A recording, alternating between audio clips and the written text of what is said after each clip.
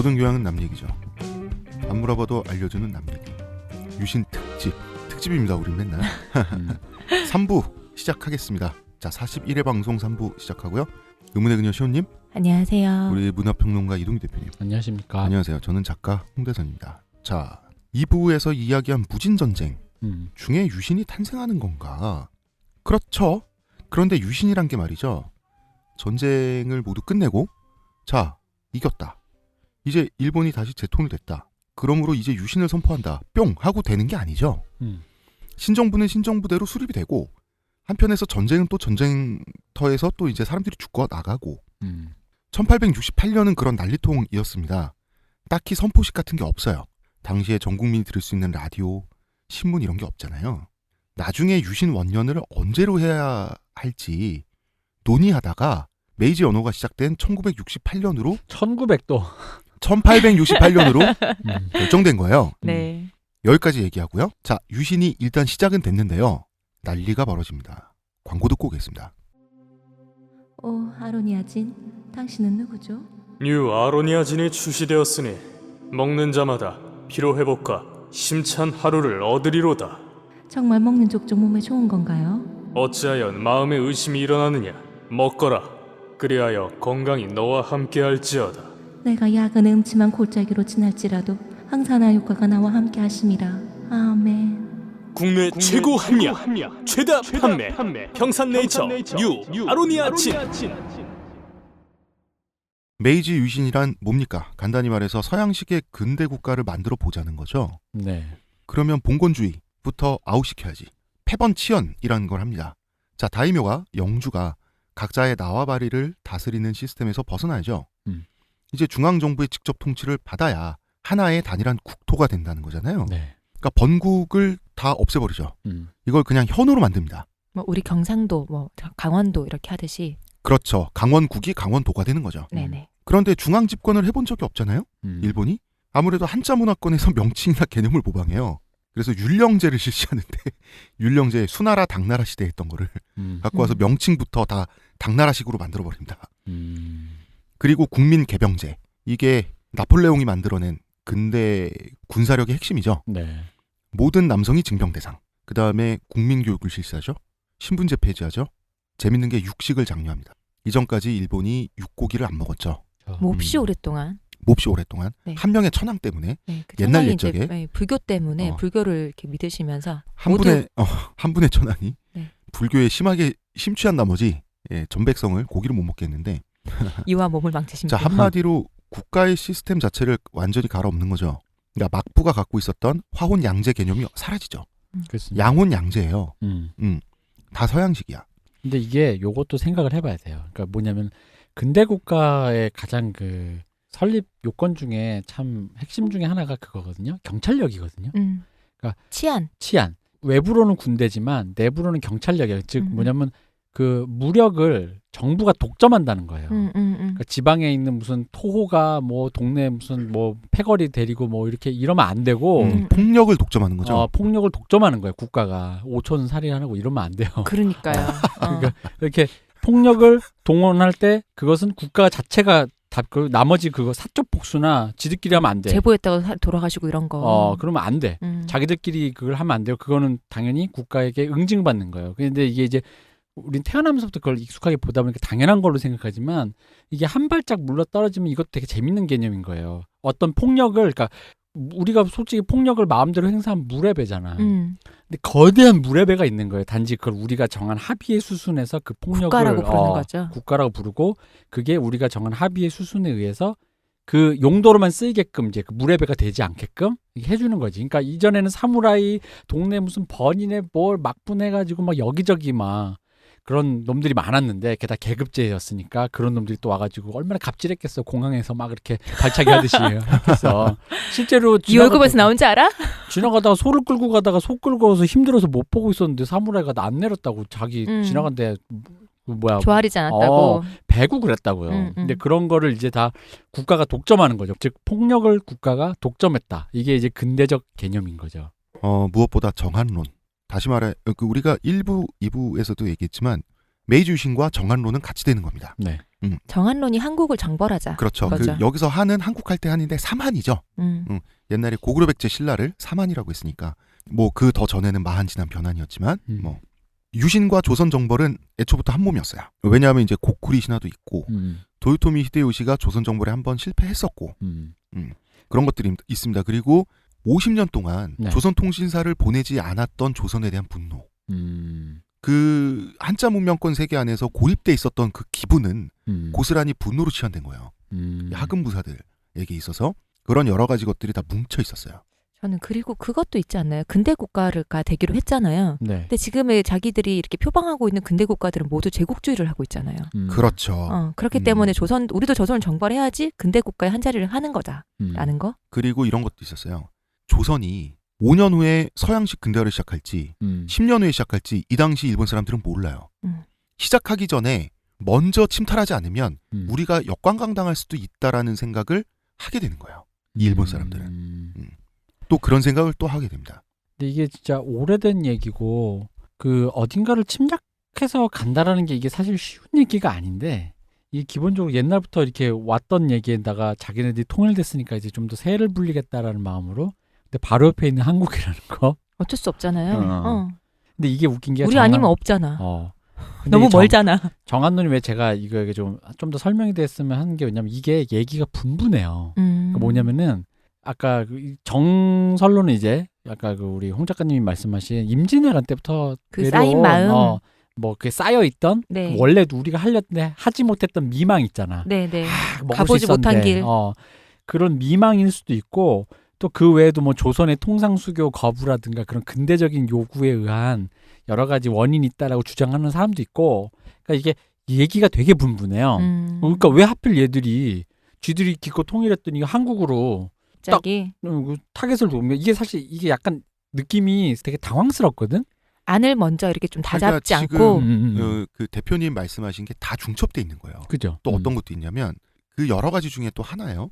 당시에 일본의 메이지 신정부의 육군 교육을 담당했던 게 독일에서 건너온 육군 장교였어요. 네. 이 사람은 메이지 정부 인사들을 불러다 놓고 지도만 보고 뭐라 그랬냐면 한반도는 일본 열도를 찌르는 형국이다.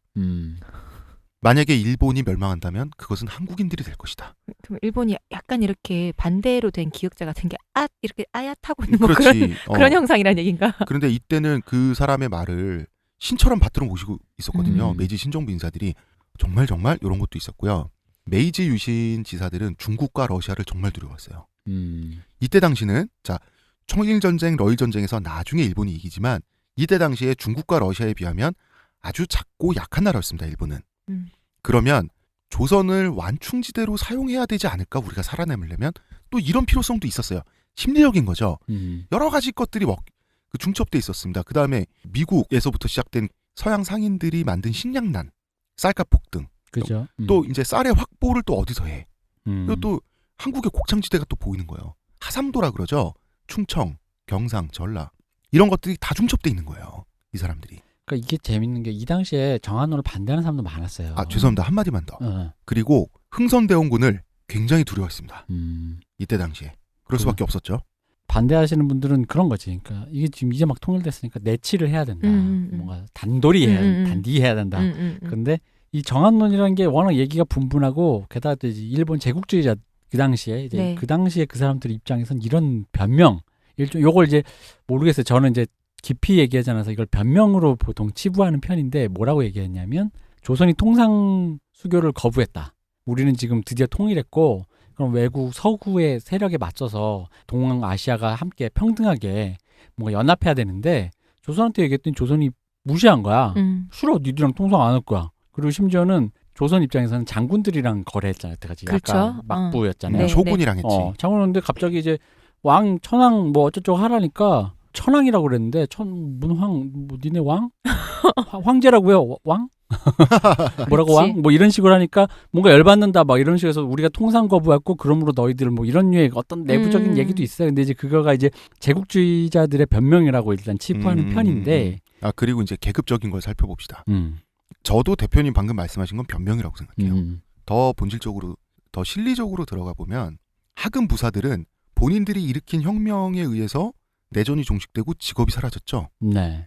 하급 무사들이 이제 존재 증명을 하려면 일본 바깥으로 나가야 돼요. 그런데 메이지 유신을 주도한 사람들이 바로 자기들 스스로야. 발언권은 있어. 직업은 사라졌어. 그렇잖아요. 이제 국민 개병자가 됐으니까. 또 이제 정한론. 가장 만만한 게 사실 조선이잖아요. 그죠. 뭐 이런 것들이 다 먹혀 있었다는 거죠. 엉켜 있었어요.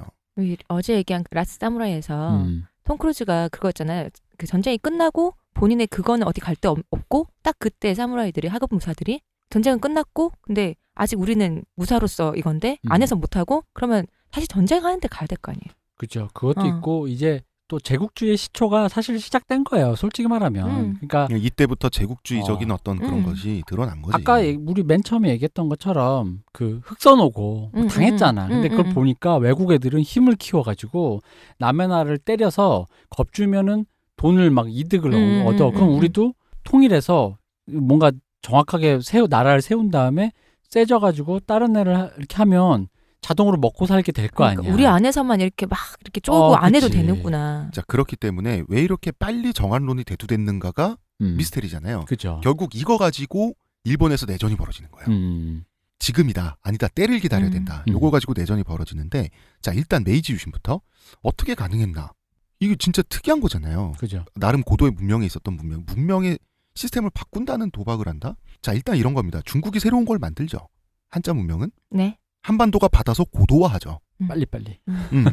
그 다음에 일본이 받아 쓰는 구조였단 말이에요. 그러면 창조자인 중원과 업그레이드 개발자인 한반도는 업그레이드 패치 만드는 한반도는 아주 내면화가 잘 돼 있죠. 성리학이 됐든 뭐가 됐든. 네. 근데 같은 문명권의 일원이라도 전통을 버릴 수 있는 준비는 일본이 잘 돼 있었죠. 받아 쓰는 입장이니까. 쓰던 걸 주는 쪽을 동양에서 서양으로 바꾸는 건 힘들지만 불가능한 건 아니죠. 더 쉬운 거죠. 다른 데보다는. 더욱이 막부 체제가 봉건 체제라 서양식 중원 집권화가 오히려 쉬웠어요. 왜냐하면 기존의 중앙 집권 틀이라는 게 없었어요. 조선이랑 중국은 있죠. 그죠. 그래서 화훈 양제는 유신으로 바뀌었어요. 메이지 유신은 조선의 동도서기와 중국의 중체소용을 이기죠. 그렇죠. 이게 조선과 일본의 운명을 가른 차이잖아. 자, 근데 서양화라고 하는 거는 국가 사회 전반이 서양화되지 않고는 불가능하죠. 네. 그렇죠. 그것만 차용한다는 게 사실은 그러니까 무기만 사고 이게 말이 안 돼. 그러니까 이러한 급속한 서양화는 일본식 유교, 일본식 유교가 굉장히 수직적입니다. 맹목적인 그 충성주의인데 봉건주의 사상에 의해서 또 한편으로 가능했던 거예요.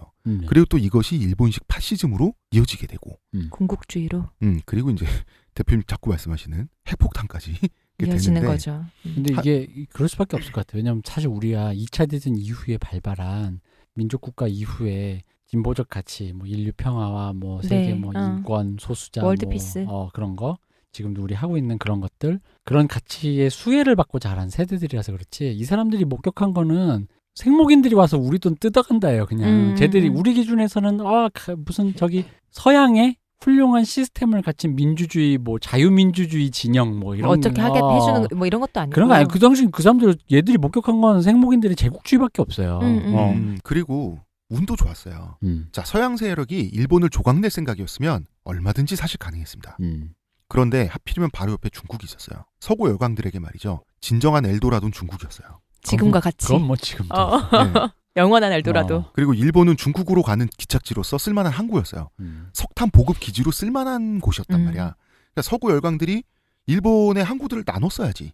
그러니까 서로 경계하니까 이 틈바구니 속에서 뭐 영국이면 영국, 프랑스면 프랑스, 일본을 다 먹는 게 아니라 이 틈바구니 속에서 나름 일본이 서구 열강들에게 방치돼 있었어요. 그래서 유신도 가능했던 거지.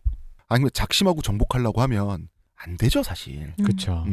자, 그렇게 쇼군이 다스리는 봉건국에서 명목상으로나마 천황이 직접 통치하는 천황은 황이니까 헌법상으로는 뭐 일본 제국이 된 겁니다. 네. 그럼 이제 막 서양화가 쭉쭉 진행되냐? 그게 말처럼 쉴 리가 없잖아요. 아, 그럼요. 자, 먼저 새마을 운동하고 이제 해야지. 자, 사초 동맹은 사스마와 조슈의 동맹이죠. 네. 네. 그리고 사스마와 조슈의 동맹을 도와준 번은 도사죠. 네. 사스마, 조슈, 도사 번의 부사들이 신정부의 요직을 다 차지해버립니다.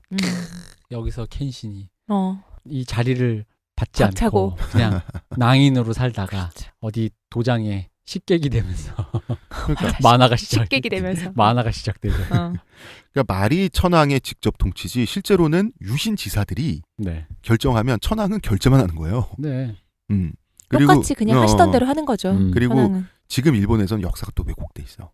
뭐라 그러니까 그래요? 이 메이지 천황이 일본의 영국 같은 입헌 군주국으로서의 근대화를 이끈 성군으로 포장돼 있거든요. 근데 유신에 대해서 메이지 천황이 기여한 건 없고요. 메이지 천황은 실제로는 굉장히 보수주의자였고 서양 물건도 싫어했어요. 그리고 여성 편력에 그렇게 평생의 에너지를 소모하다가 즐겁게 살다 가신 좋은 삶을 분이거든요. 사셨구나 또. 메이지 유신에 공헌한 하급 부사들은 유신이 단행되자마자 자 일본을 통일했으니 그러면 좀 대표님 말씀대로 쉬고 내치도 하고 그래야 되잖아. 그런데 그런 말씀하셨잖아요. 일본이 보고 배운 서양의 것은 제국주의밖에 없다. 그죠. 하급 무사들이 혁명에 성공하기까지 한 건 칼질밖에 없어요. 그럼 내친이 공분이 민주주의에 대한 탐구니가 아니라 이젠 칼을 어디다 쓰지? 저기 조선이 있네. 이렇게 돼버리는 거예요. 그런데 나이든 이 사무라이들의 스승격인 사람들은 보다 생각이 있죠. 이 생각이 있었던 사람이 사스마 출신의 육군 대장. 자, 사스마 출신이 역시 육군 대장을 하고 있습니다. 네.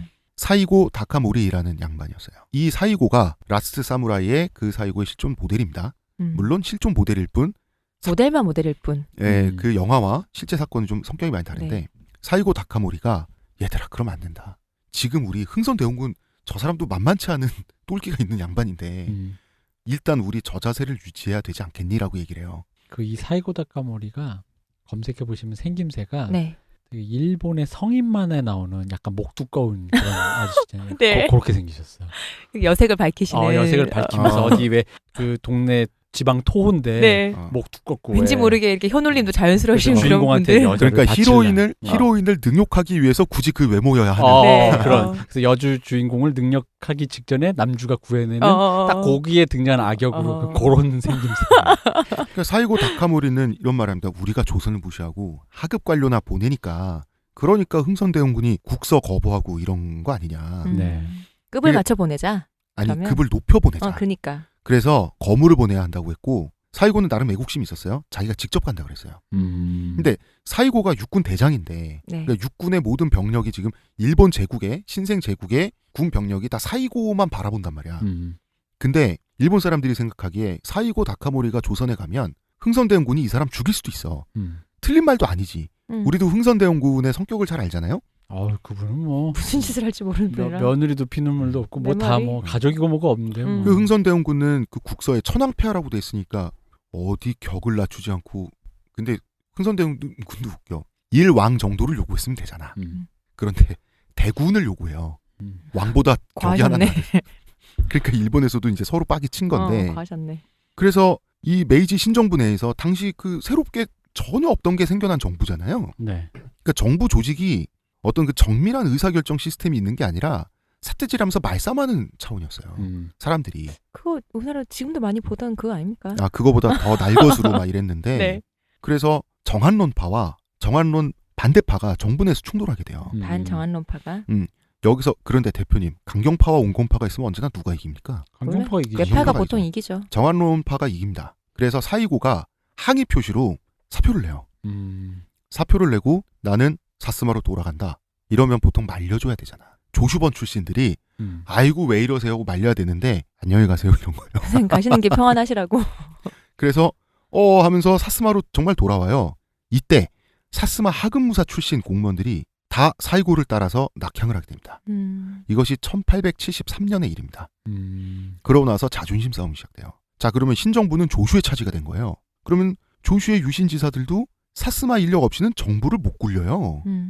그렇다고 먼저 손을 내밀기는 서로 자존심 상하잖아. 그러니까 정부는 신정부인데 마비가 된 거예요. 근데 이 사이고 다카모리 얘기는 약간 우리가 그건 약간 조정을 좀 해줘야 돼. 뭐냐면은 어떻게요? 이 사람이 정한론자인지 정한론을 반대했는지, 그러니까 조선 침략하자인지 꼭 반대가 아닐 수도 있잖아. 늦게 그러니까 하자고 했을 수도 있잖아. 이거 불분명해. 그러니까. 왜냐면 실제로 일본 정부랑 이때 각을 세웠는데 실제로는 정한론자라고 그래요. 그러니까 좀 이따 하자는 거였겠지. 근데 이게 지금 뭐냐면 각을 세우다 보니까 무슨 얘기냐면 만약에 일본 정부가 각을 세웠는데 이 사이고 다카모리가 만약에 정한론자잖아? 그럼 일본 정부가 정한론을 반대했다는 얘기잖아. 그렇죠. 그리고 만약 반대로 정한론자가 아니라 그러면 일본 정부가 정한론을 주장했다는 얘기거든. 그러니까 이것 때문에 각자의 의견이 좀 분분해요. 이 사람이 진짜 정한론자인지 그거는 아무도 몰라요. 아무도 몰라요. 그거는 그냥 학계 연구에 의해서 지지받는 썰이 있을 뿐이지. 왜냐하면 어떤 정책을 반대할 때 지금도 저는 죽어도 100년 후에도 500년 후에도 반대합니다라고 얘기 안 하고 지금은 때가 아니라고 하잖아. 근데 현재 일본에서 어쨌든 일본에서는 정한론자라고 일단 얘기는 한대요. 예, 그것도 잠정 결론이죠. 네네네. 그러니까 우리도 교과서 중에 틀린 내용 많고 그러니까요. 잠정적인 내용이 많으니까 사실 이게 우리가 관심법 못하잖아. 그것도 죽은 음. 사람. 그래서 조슈아 사스마는 대면대면한 상태로 있게 돼요. 네. 그러다가 1874년에 국민 개병제를 전면적으로 실시하는 거예요. 메이지 유신에. 그러면은 신정부군의 군인으로 활약하던 사무라이들은 갑자기 백수가 되는 거예요. 왜냐하면 국민 개병제는 평민이 병사가 되는 거잖아. 누구나 그치? 병사가 되는 거니까 평등하게. 그럼 계급 구분이 없어지는 거야. 이들 중에 또 사스마 출신 군 장교들은 역시나 조슈 정부를 욕하면서 낙향을 하게 되는 거예요. 이제 그러면은 메이지 유신으로 중앙정계로 진출했던 하급 부사, 사스마의 하급 부사들이 다 낙향을 하는 거예요. 그리고 1876년 신문제를 완전히 폐지합니다. 네. 그러면 사무라이들에게 지급되던 노급이 비록 형식적이지만 노급이 없어지고요. 그리고 패도령이 발표됩니다. 그렇죠. 자, 패도령이란 건 아무도 칼 차고 다니지 마. 패도령, 패도필. 군인과 경찰만 빼고 이걸로 사스마는 난리가 납니다. 왜냐하면 패도령이라는 것은 자, 사무라이들의 계급적 근거가 바로 칼이고 상징이잖아요. 네. 검이 신분인데 패도령 검 차고 다니지 마라고 하면 신분이 없어지는 거예요. 그죠. 게다가 왜냐면 폭력을 국가가 독점해야 되는데 네. 생각해봐. 지금 우리 세대 백주대나 세 옆에 칼 차고 다니는 사람 있으면 완전 무섭잖아. 119 신고해야죠. 그지. 112에. 그러면서 자연스럽게 신분제가 폐지되는 거죠. 그러면 사스마는 난리가 나죠. 왜냐? 25%의 인구가 사무라이예요. 유신을 만드는데 다 혁혁한 공을 세운 무사들이거든요. 그죠. 그런데 우리가 유신을 만들어 놓고 그 유신에 의해서 계급적 특권이 사라진다? 엄하잖아요. 특히나 자기들이 낙향에 있을 때 조슈놈들이 뒤통수를 친 거예요. 아니 우리가 유신 시대를 열었는데 유신에서 차별을 받으라고 더러운 조슈놈들이 이렇게 된 거예요. 평등하자고 해도 이 당시에는 누군가는 차별 받아야지 평등을 되는 거니까. 마침 사스마 사무라이들의 정신적 지주라고 할 수 있는 사이고 다카모리도 사스마에 와 있는 거예요. 당연히 반란을 결의합니다. 반란을 결의해서 사이고 다카모리는 별 생각 없는데 하급 부사들이 반란을 다 결의해 놓고 총사령관으로 내정되셨습니다. 요러고 찾아온 거예요. 이게 바로 그 친박 학살할 때 친이파가 친박이 밖에 텐트 치면서 그렇죠. 네. 그런데 사이고도 신정부를 사랑하고 메이지 유신에 혁혁한 공을 세운 사람이지만 네. 한편으로는 사스마 사람인 거예요. 이게 유신 지사라고 하는 사람들의 복잡한 정체성이거든요. 그래서 이런 말을 합니다. 그대들이 정 그러고 싶다면 나는 몸을 내어줄 뿐. 그래서 이제 반은 끌려가서 반란의 수괴가 되거든요. 이 전쟁이 서남 전쟁입니다. 일본 말로 세이난 전쟁인데 너무 청순한 말 아니에요? 그대들이 원한다면. 네, 이 노구라도 필요하다면. 너무 청순해. 그런 겁니다. 자, 1877년 사스마를 중심으로 한 구 사무라이들 세력이 군대를 이끌고 출정하면서 또 전쟁에 있는데. 일본 역사상 마지막 내전인 서남 전쟁이 발발하는데요. 정부군이 아주 운이 좋았습니다. 천만다행으로 사스마가 반란을 결행하기 전에 사스마에 탄약 거의 전부를 빼돌리는 데 성공해요. 이 때문에 유신 정부는 압도적인 화력으로 싸울 수가 있었고요. 사스마의 무사들은 근대식 화약 무기를 거의 쓸 수 없는 상태에서 정말 말 그대로 발도술에 의존해서 싸움을 하게 됩니다. 뭐 이거 질 수밖에 없었던 싸움 아니에요? 그렇죠. 왜 저? 아니 근대전은 보급전이고 총력전이 화학전이니까. 정신력으로 이 진정한 검술의 그 오의를 지금 못 깨달은. 자, 그 얘기 하겠습니다. 자, 마지막부터 설명을 하면 서남 전쟁에서 사스마군은 집니다. 네. 네. 최후의 사스마 사무라이 14명 남습니다. 이 절망적인 상황에서 총탄이 퍼붓는 가운데 발도 공격을 하면서 검을 빼들고 돌격하면서 장렬히 다 죽게 되고요. 이 와중에 몸만 내어줄 뿐인 사이고 다카모리는 할복합니다. 진정한 그 칼의 오의를 깨달았으면 날라오는 총알을 베면서 그러니까. 그 제다이 그 포스 그 뭘 봐요? 그 다 그 총으로 제다이 검으로 막잖아요. 근데 뭐 실제로 사스마 사무라이들의 발도 공격이 라이트닝 세이버잖아요. 그래서 쓰는 사람이 어마무시했다 그래요. 당시 메이지 신정부 군대는 프랑스식 검술을 차용하고 있었어요. 왜냐하면 검술도 서양께 더 좋은 것 같거든. 일단 다 따라하는 거야. 자, 진짜 모든 걸 다 버렸으니까. 음. 일본 건 다 버리고 다 외국 것만 차용하자 했으니까. 자, 백병전에서 사스마 사무라이들의 일본도에 도륙당합니다. 역시 백병전 사스마로군요. 그래서 우리 2차 대전 때 보면 일본 제국군 다 일본도 쓰죠. 네. 이것 때문에 그렇게 된 겁니다. 아. 그런데 왜 검술의 오의 말씀하셨죠? 네. 검술의 오의를 보여줬죠. 그런데 신정부 군에도 검술의 오의를 깨달은 일이 있으니까. 깨달은 친구들이 있었으니 음. 아이즈번입니다. 아, 그 아이즈번. 아이즈번 부사들입니다. 자, 아이즈번은 사초 동맹에 완전 짓밟혔죠. 네. 자, 그러면 아이즈번은 사초 동맹, 그러니까 사스마, 조슈, 도사번, 메이지 지사들이 아이즈번에 그리고 신선조 출신의 사무라이들에게 정부 요직 좋은 자리 줬겠어요? 줄 리가 없죠. 줄 리가 없죠. 그럼 이 사람들 다 백수 됐지. 그치. 사무라이들이. 그 백수가 당시에 갈 때 뭐가 있어요? 자, 근대 국가를 설립하고 유곽? 근대 국가를 만들고 지존파? 근대 국가 만들고 폭력을 독점하니까 전국의 치안이 하나의 경찰 조직으로 통합되죠. 네. 없던 게 생겨났잖아요. 음. 경찰로 취직하게 되는 거예요. 그러니까 이 바람의 사람들이. 검심에서 사이토 그러니까 중앙 하지마가 요직으로는 가지 못하니까. 그쵸. 그렇죠. 현장직 치안을 간 담당하는 거지, 먹고 쪽으로. 살려고. 네. 그래서 왜 바람의 검심을 보면 경찰들이 유신 지사만 보면 때려잡으려고 난리가 나거든요. 이게 고증에 근거한 겁니다. 사이토 하지메 역시 신선조 간부였던 네. 사이토 하지메, 그 바람의 검심에서 주인공의 라이벌로 나오는 하지메 역시 이 당시 경찰로 취직해서 먹고 살던 상태였습니다. 그리고 이 경찰들은 대다수가 그 경찰에서 실력 좀 있다, 사람 좀 잘 잡는다, 그 다음에 뭐 싸움 좀 잘한다 하는 사람들은 죄다 아이즈번의 사무라이 출신이었던 거예요. 이제 재밌잖아요. 자, 사초 동맹이 아이즈번 무사들을 다 죽였다고. 그런데 사초 동맹이 이제 조슈와 사스마가 다시 싸워. 그럴 때 어떻게 됐냐면 메이지 정부는 사스마 사무라이들을 대적하기 위해서 이게 총만으로 안 되니까 대적하기 위해서 사무라이가 필요한 거야. 이때 마침 아이즈 출신 사무라이들이 자원합니다.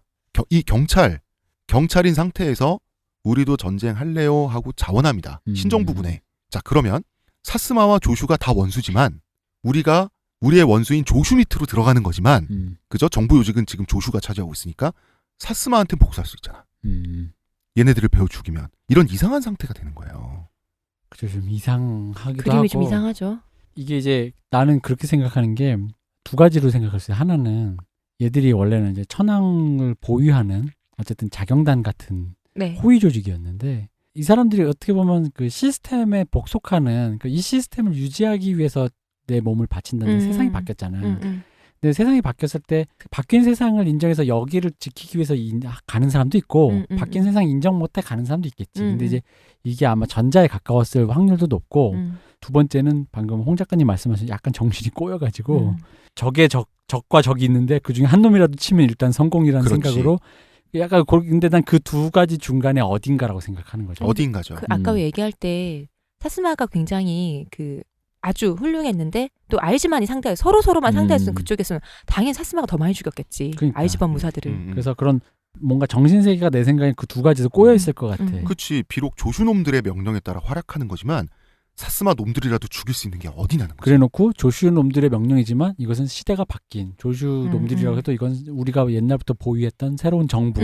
저 조슈 놈들이 천황폐, 우리가 지키려고 했던 천황폐야? 아니, 천황폐는 아니지. 우리가 지키려고 했던 어떤 그 수장, 대장, 이 나라의 근간을 지키고 있다. 그럼 우리는 이 시스템을 지키자. 이런 식으로 자기 합리화를 내면화하면서 정신승리와 정신승리하면서 이제 막 했겠죠. 그래서 살아남은 아이즈번 출신 사무라이들 그리고 신선조 멤버들 출신 경찰들은 거의 전부가 서남전쟁의 정부군 편으로 자원해서 참가하는데요. 이들은 굉장히 재밌습니다. 입고 있는 옷은 서양식 경찰복이에요. 네. 그리고 들고 있는 건 일본도야.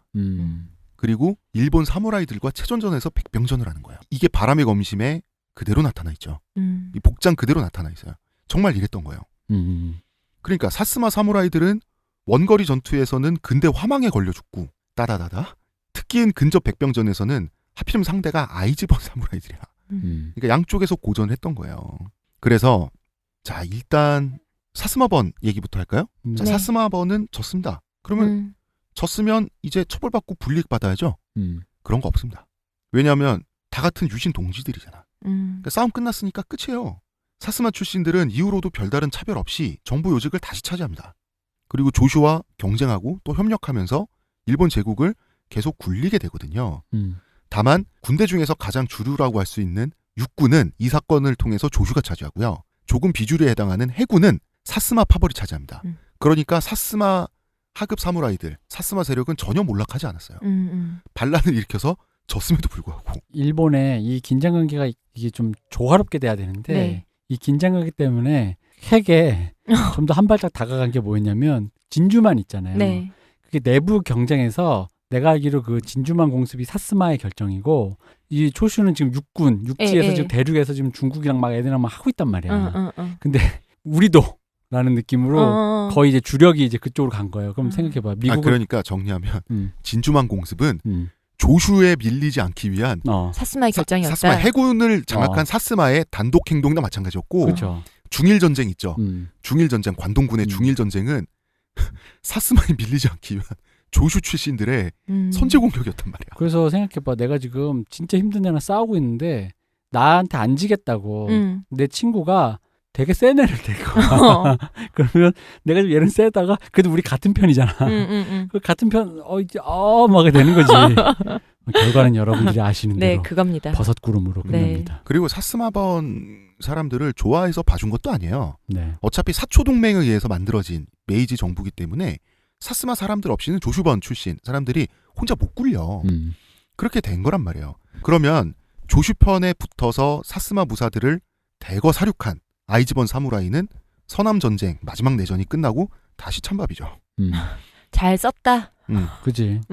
그래서 이 아이즈번 그리고 신선조 출신의 인사들은 경찰을 장악하게 됩니다. 그래서 경찰이 제국주의 일본 시절 내내 군부에 억눌려 살았던 거예요. 네. 왜냐하면 사초 동맹이 승리자니까. 자, 그랬는데 이 사이토 하지메 재밌는 사람입니다. 이 사람 얘기 좀 할까요? 사이토 하지메는 이후에 서남 전쟁 이후에 계속 경찰로 살죠. 정부에 불만 있는 유신지사들을 때려잡는 정부의 밀정이 됩니다. 즉 바람의 검심 주인공 같은 사람들을 그죠. 특수 신분의 경찰이었어요.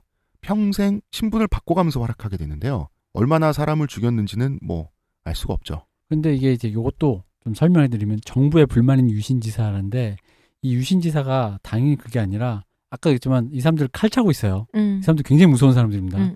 근데 자기가 요직에 이렇게 뭐가 가지 않고 자기한테 뭔가 파이가 안 나눠졌다고 해서 같은 유신을 했는데도 불구하고 불만이 생긴 거야. 근데 그런 애가 직업도 없어, 칼은 차고 있어, 정부에 불만이 있어. 이거 잡아야지 경찰이. 불순분자가 되니까. 잡아야죠. 이거 진짜 무서운 사람이잖아요. 공화국의 적이지 이거야말로. 그런데 이제 이런 것도 있었습니다. 그 칼 차고 다니는 그 백수들. 네. 그러니까 요직을 차지하지 못해서 떨려져 나간 사람들도 있겠지만 뜻이 달라서 네. 이건 아닌데 싶어서 그런 생활을 선택한 사람들도 있거든요. 그렇죠. 그런데 이 유신 지사들 있죠. 못 건드려요. 일반 사람들이. 그치. 왜냐하면 그 육군 다 대장, 무사님이었잖아요. 해군 그리고. 참모총장 다 동기동창이에요. 이 사람들이. 그런데 사이토 하지메 같은 사람은 안 봐주죠. 그죠. 일단 나랑 또 출신도 다르고 원수도 적고 뭐 이렇게 연고도 없고 내가 세고 그렇지. 내가 세고가 또 일단 내가 중요하죠. 싸워볼만 하고 왜냐면 이 바람의 검심 설정에서 바람의 검심의 켄시는 거기 나오는 검사 중에 무조건 무력 최강이에요. 근데 유일하게 끝까지 승부가 안 난 사람이 이 사람이 유일해. 비등한 사람이. 이 사람이 유일하거든. 게다가 바람의 검심의 그 설정상 유약하잖아요. 네. 이분이 키 크고 되게 장건하는 사람이거든요. 그래서 둘이 합을 싸우다가 주먹 한 방에 저기 켄신이 나가 떨어지는 장면이 있어요. 이게 사람이 주먹으로는 안 여리여리하니까. 된다. 그러니까 완력으로는 되지 않는다. 마지막까지 이렇게 승부가 안 나는데 그러니까 이제 그런 설정을 굳이 믿는 건 아니지만 네, 그러니까 그 정도로 굉장히 이 사람이 셌다. 셌다. 정말 검술이 대단했다 그러더라고요. 그런데 정부를 자발적으로 등진 유신지사들이 뭐 했는지 아세요? 훗날? 네. 민주화 운동합니다. 일본에서. 그러니까 마음에 안 들어서 나왔으면 메이지 정부가 가는 거랑 반대 방향으로 가야지. 일본의 민주화 운동 이것도 하급 사무라이 검객들이 시작한 거예요. 그럼 이게 어떤 진보적 의제가 아니라 반대의 반대가 참이된 그런 케이스인 건가요? 그런 케이스 반. 그리고 민주주의가 이거보다 나아 보이거든. 진보적 의제가. 왜냐하면 이 제국주의 반대에 민주주의가 있는데 그럼 이 사람들도 다 사사삼경을 띈 사람들인데 어쨌든 훈장님들한테 동네 훈장님들한테 그죠? 그 민주주의 개념을 이해를 못했겠어요? 그러니까 서양에 제국주의만 있는 줄 알았는데 이렇게 돼버린 거예요.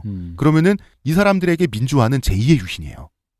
그리고 그럴 수도 있겠다. 뭔가 한직에서 그러니까 어떤 요직에서 물러나서 이게 흔히 말하는 아까 좀 무레배가 될 수도 있지만 사람이 생각할 시간이 많아지면 네.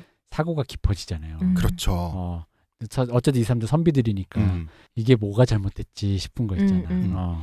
근데 이 사람들 말이죠. 그러면은 무슨 문제잖아. 일본은 군국주의 국가인데 일본 제국은 민주화 운동을 한다고? 그러면은 잡아 족쳐야죠. 감시하고 암살하고 해야 될 거 아니에요. 요거를 사이토 하지메가 한 거예요. 그럼 이분은 공안 경찰. 그렇죠. 그런데 이분의 공식적인 직업 중에 하나가 고등학교 자연사 박물관 수위예요. 그런데 그 학교에 박물관 없어요. 네. 네. 위장 신분이죠. 최후의 공식적인 직업은 여자 고등학교의 소사 아저씨. 리어카 이렇게 끌고 삽이랑 이렇게. 당연히 위장 신분이죠. 되게 운동장 파졌어요. 삽이랑 곡괭이 사이에 칼이 일본도가 하나 쓰는 거 되게 무섭겠다.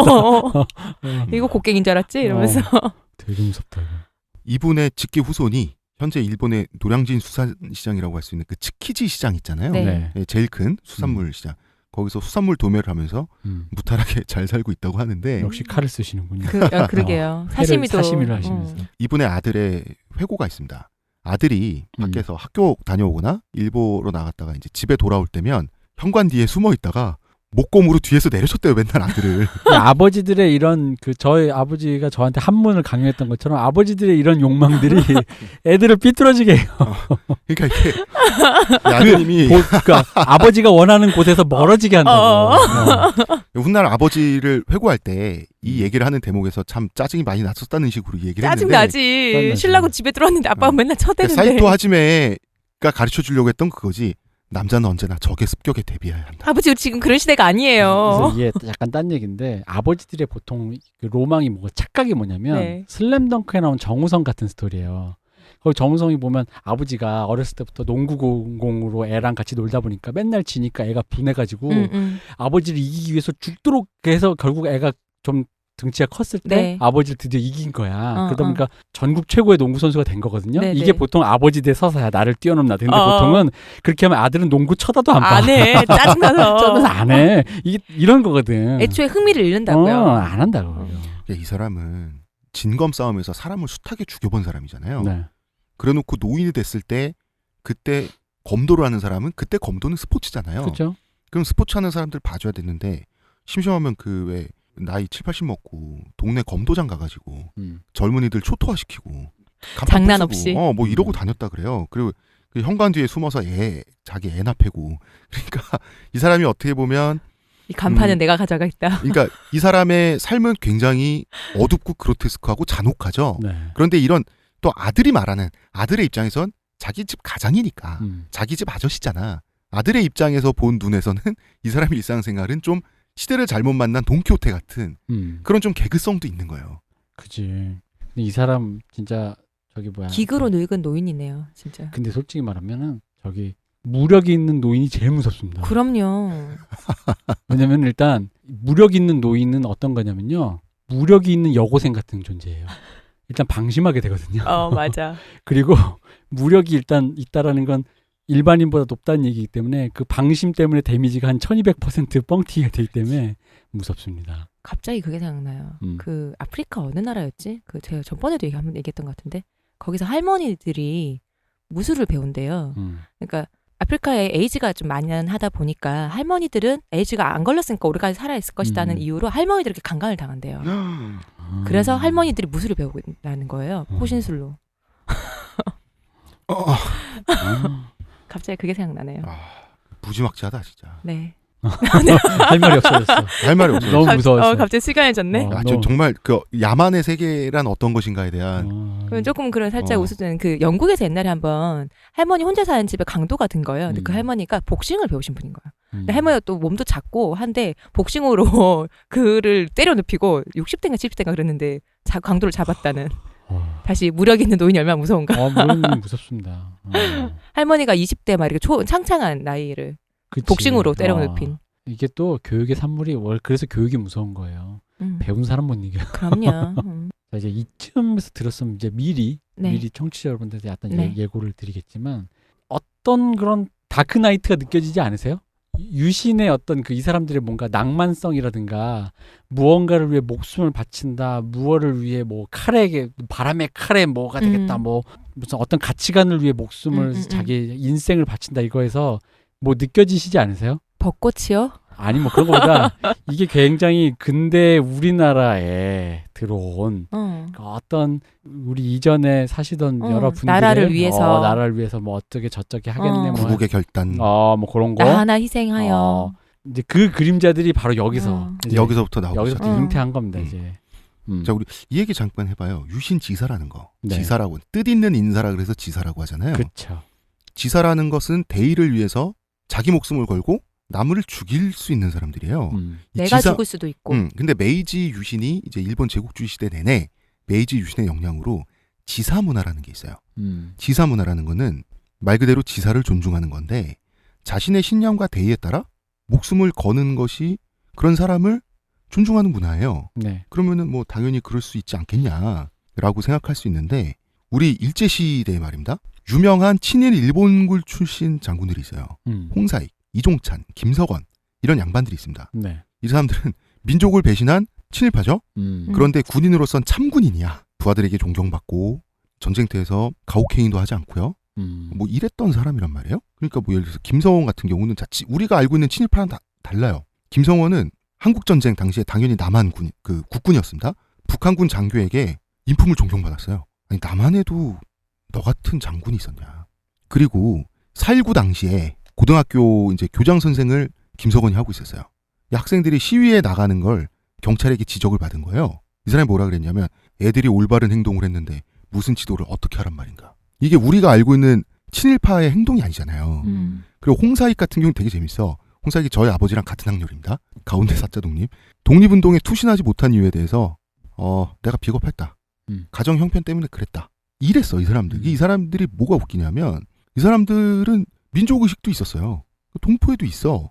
일본군이라는 정체성을 부끄러워하기도 했어요. 그런데 천성이 무인이야. 대동아 전쟁인가요? 태평양 네. 전쟁하면서 무운을 세울 기회를 준 일제의 시스템을 사랑하기도 했어. 근데 깬 게 뭔지 아세요? 이 사람들은 독립운동과 가족들을 돕고 독립운동가들도 도왔어요. 그러면 안 되는 거잖아요, 사실. 그러니까 이게 말이 안 되잖아. 이종찬, 김석원 이런 사람들은 어땠냐면 심지어 권총을 훔쳐다가 독립군에 넘겨주고 막 그랬어요. 무기를 훔쳐다가. 그리고 독립운동가 가족들 그 먹여 살리고 막 이랬단 말이야.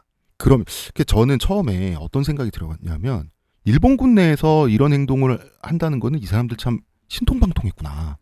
어떻게 안 걸리고 이걸 했지? 이게 굉장히 상상이 안 가잖아요. 네. 걸리면서 했습니다. 아 그래요? 거의 드러내놓고 하다시피 했어요. 그럼 어떻게 처벌을 안 받아요? 우리 그냥 생각하기로는 걸리죠. 당연히, 헌병대 끌려가죠. 그럼 윗선에서 이럽니다. 봐줘라. 그럼 봐주는 거야. 끝나요. 그러니까 왜 봐주는 이유가 있을까요? 지사로 본 거죠. 지사라서 뜻 있는 사람이라. 자, 봐봐요. 사초, 조슈, 그 다음에 도사, 그 다음에 아이즈번. 이 부사들이 서로 증오하고 원망하고 이 사람들은 유신이라는 대의를 위해서는 언제든지 하나가 될 수 있지만 자기 고향의 명예 또 뭐 적이 됐을 때는 얼마든지 상대를 죽이거나 암살해도 되는 사람들이죠. 그러니까 이게 복잡한 유신지사라고 하는 사람들의 정체성이에요. 그러면 조선군, 그 일본군 내의 조선군이 예를 들어서 그 이적행위를 한다 이거요. 독립운동하는 사람들한테 네. 일본군 무기 빼돌려주고 요것도 지사적인 행동으로 본 거예요. 어떻게 봤냐면 남자가 기계가 있네.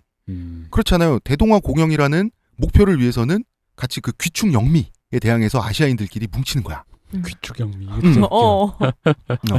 귀신과 그 짐승 같은 영국 미국 놈들 귀축 영미에 대항하는 검은 머리 사람들로서는 함께 목숨을 걸고 싸울 수가 있는데 귀축 영미가 빠지고 일본과 조선 관계로만 생각해 보면 우리 일본이 조선 먹은 거 사실이잖아.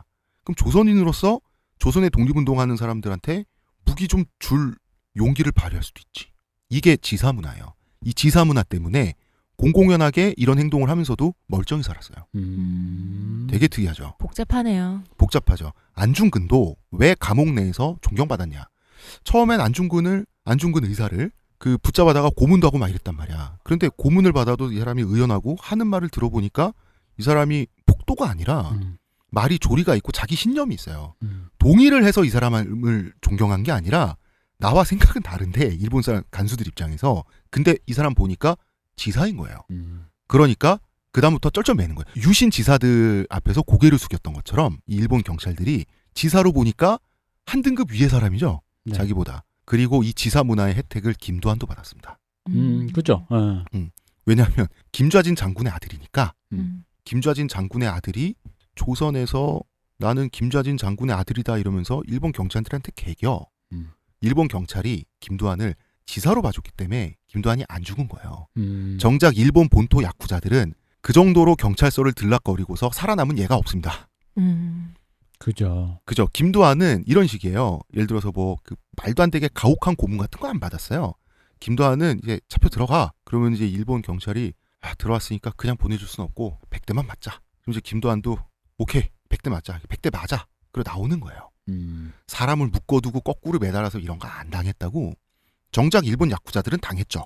그런 걸. 그러니까 김두한도 사한 거예요. 그래서 이런 여러 가지 것들이 의외로 있었단 말이에요. 이게 또 일본의 지사문화입니다.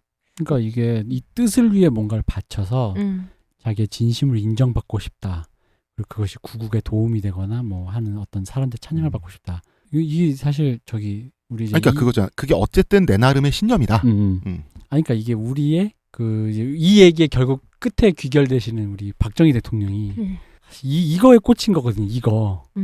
이거 되고 싶었던 거거든. 이거 지사 되고 싶었던 거죠. 지사 애국을 하고 사람을 먹여 살리고 내가 이 나라를 끌어올리고 그리고 내 뜻을 이해해 줄 거야. 대학교 잠깐 문 닫아. 내 뜻을 이해할 거야. 잠깐 문 닫으면 돼. 그리고 일본 사람들이 보기에 이순신도 지사죠. 지사죠. 혼자만의 고독한 싸움을 하다가 봐봐 선조한테 버림받아. 그죠? 그럼에도 불구하고 나라 지킨다고. 아니 그러면 이게 자기만의 싸움을 한 거예요. 일본 사람들이 보기에. 요게 지사라는 거야. 그러니까 이순신은 지사 중에 왕이지. 지사 중에 왕이지. 지사 왕이지 지사왕. 도요토미 히데요시를 좌절시켰으니까. 게다가 이 사람은 실제로 좌절도 안 됐어. 거의 지사로서 가질 수 있는 최고의 단계. 마지막 전투에서 마지막까지 그러면서 이겨. 그리고 그러면서 마지막 말도 멋있어. 그러면서 사람들이 지사를 꿈꾸는 이런 식의 그 로망. 솔직히 말하면 이게 나쁘다고 생각은 안 하지만 개인적으로 이게 위험하고 삿된 생각이 될 수가 있어요. 근데 이제 요거의 로망에 꽂히는 사람들 있잖아. 주로 아까도 얘기 소년의 심리학적인 그 방법론적으로 설득이 되시는 분들은 이순신을 우러러볼 수밖에 일본 사람이고 영국 사람이고 간에 우러러보지 않을 수가 없어. 그 얘기의 로망, 낭만성이 너무 강렬하거든. 자, 하지만 이순신 장군님은 절대 폄훼돼서는 안 되죠. 네. 그렇게 그 사람들한테 보였을 거라는 거지. 그러니까 그 사람들이 이거를 이렇게 읽었을 거라는 거지. 그 사람을 폄훼하자는 게 아니라, 그죠? 이순신 장군은 대단한 사람인데 심지어는 그 사람의 적이었던 외부 사람들마저도 어떻게 인정할 수 있는 이 그 심리적 근간에는 그런 게 있다라는 거죠. 그러니까 특히 일본 사람들은 그 제국주의 시절에 일본 사람들은 이순신을 로망으로 본 거예요. 로망. 그게 멋있다라고 생각한 거야. 이게 위험하다는 거지. 자, 볼까요? 자, 젊은 하급 무사들이 열정과 기계로 어쨌든 밀어붙여서 뚝딱 성공을 했어. 네. 그럼 멋은 있어요. 그런데 잘못된 사고방식이 이때부터 일본 전국을 지배하기 시작합니다. 하면 된다. 그리고 마초주의. 남자는 기세로 밀어붙이면 전화를 바꾼다. 그러니까 이게 봐봐요. 근대 국가의 원리가 우리가 합의된 공론화된 장에서 합의된 권력을 쓰는 거잖아. 근데 사람 개개인의 어떤 뜻보다는 어떤 그 사람 개개인이 여러 명이 모여서 합의된 어떤 시스템을 믿는 거거든요. 근데 이 사람들은 인간을 믿는 거야. 근데 이 사람들이 만약 믿고 간데 그게 성공했으면 다행인데 그 신념이 틀려버렸으면 이게 독일어로 그거잖아요. 의지의 승리. 그 사람이 히틀러면 그럼 이제 잘못되는 거 버리거든. 그러니까 유신의 문제는 이런 겁니다. 근대 민족국가 개념이 이 민족국가라는 게 자 국민이 국가를 소유하는 거죠. 네. 자기 거예요. 국가가. 그러니까 책임진다는 거거든요. 세금, 국방의 의무 내 거니까. 내 집 수리하려고 내는 거잖아. 근데 이게 형성되려면 수백 년이 걸려야 되는 건데 프랑스만 해도 프랑스 혁명 시작되고 나폴레옹이 그 근대 국민교육 이런 진보도 있었지만 또 스스로 황제되고 몰락하고 이런 게 계속되면서 서서히 형성되는 개념이 내가 곧 국가다. 모든 국민들이 이런 건데 자 사스마는 영국바. 영국바니까 영국 따라해. 영국식으로 자 우리 천황 빅토리아 여왕 이런 거예요. 그다음에 조슈는 독일바. 왜냐하면 독일이 그 순식간에 영국, 프랑스 이런 나라들의 근대화를 독일이 뒤처져 있다가 순식간에 따라하려고 병영국가가 돼버리잖아요. 그죠. 네. 완전 국민들을 일개인으로 만들어버려가지고 그러면 우리도 독일 따라해야지. 단 우리는 독일보다 더 빨라야 되니까 더 빡세게. 그러니까 애국, 충성, 무조건 애국, 무조건 멸사봉공 이런 일본식 유교 언어들이 막 생겨나게 되는 거예요. 그러니까 우리가 근대에서 어른들한테 들었던 그 수많은 그 얘기들이 다 여기서 나온단 말이에요. 다 여기서 나온 거예요. 500년 전통의 조선 유교가 아니에요. 이 병영국가 프로이센을 모델로 한 그래서 이 독일어를 이 사서상경에 나오는 말로 바꿨을 뿐이에요. 물론 프로이센 이 독일은 그 집단성이 나치 독일로 또 연결돼요. 이게 역사는 정말 잔인해. 사스마는 사스마대로, 조슈는 조슈대로 이 사초동맹 세력이 일본을 일사불란한 병영 국가로 만드는 거예요. 시작됐어. 네. 이제 시작되지. 자, 봐봐요. 지금 우리에게도 우리가 붙들려 있는 그 망령이 자, 봐봐. 국민의식, 주권의식, 음. 국민 주권의식, 이게 수백 년에 걸쳐서 형성돼야 되는 건데 이게 결과를 빨리 만들어내야 돼. 천황이잖아, 천황. 우리 천황폐하에 대한 무조건 충성으로 국민의식을 바꿔. 그 남자는 내 나라라서 내가 희생하는 게 아니라 응당 나라를 위해서 죽어야지. 그러니까 산업전사 되고 전쟁 나면 국방전사 돼야지. 여자는 뭐 돼야 돼? 남자를 이렇게 아니 그런 그 받들고 남편 있어야죠. 모시고 애 낳고 그래야 여자는 자궁이 되는 거예요. 그러니까 병영 플러스 양계장. 이것이 유신의 결과고 이 유신이 우리나라 60, 70년대에 그대로 재현되죠. 아 그리고 이 얘기는 우리가 근대 가족윤리 특집에서 이것도 특집입니다. 홍상수 김민희 이야기하면서 또 다 했고요. 아카이브 싸니까 좋아요. 네. 예, 그렇습니다. 그래서 이게 민주주의 국가도 아니고 사실상 근대 국가도 아니었단 말이에요. 자 왜냐하면 선거를 통해서 총리가 선출되는 게 아니라 사스마와 조슈가 나눠 먹는 거예요. 그러니까 이게 뭐야? 파벌 국가잖아. 그렇죠. 파벌로 움직이는 국가가 돼버린 거예요. 그리고 여전히 귀족 국가가 그냥 네. 귀족이 자리하고 있는 거죠. 네, 실제로 네. 지금 일본이 또 그래요.